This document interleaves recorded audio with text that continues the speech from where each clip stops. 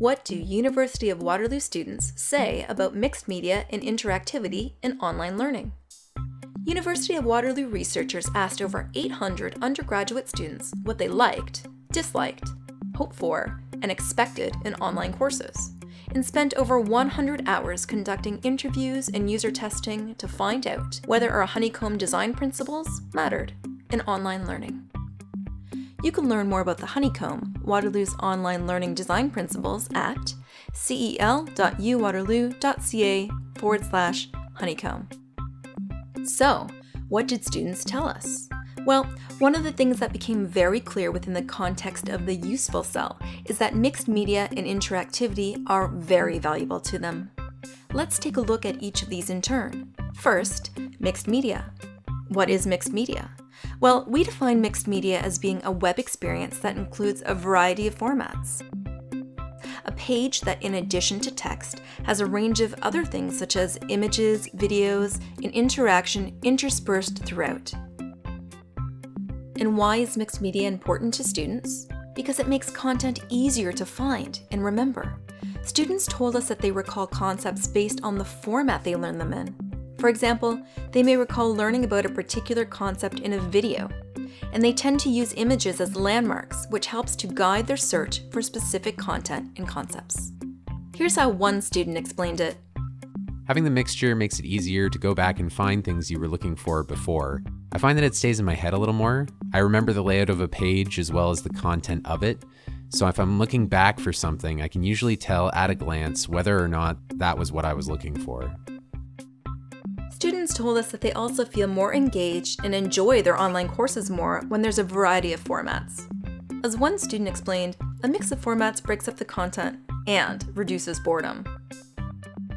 I love this. It's engaging. It's a nice way to just break up stuff, because doing anything for a long period of time just becomes monotonous. Students also explained that a change in formats feels like a break and introduces novelty, which enhances attention. Having the break with the pictures and the video, I stay more focused on it. Novelty is maybe what's missing from a lesson, because that's maybe why I go to Facebook and I look at notifications. Keep in mind, however, that not all students will watch videos. But this is important stuff. They should have put it in the main body, not in the video. That's hidden away. So, if core information appears just in the video, it's important to tell students this in the text preceding the video.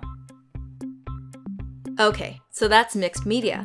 You recall that students also told us interactivity is valuable to them.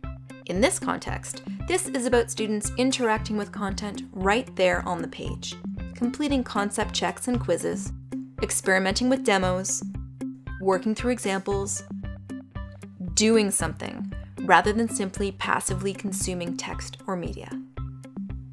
And they said interactivity is important because it directs their attention.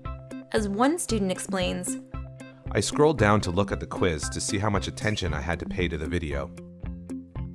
And students also told us that interactivity helps them self-assess and reinforces their learning. It was a nice way to check if you were actually paying attention, because sometimes I feel like I just learned enough. I'm not going to go back.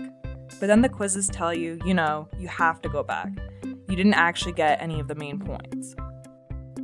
It's just something that I'll remember that I got wrong, and it reinforces knowledge. And we learn that interactivity also motivates students and generates positive emotions.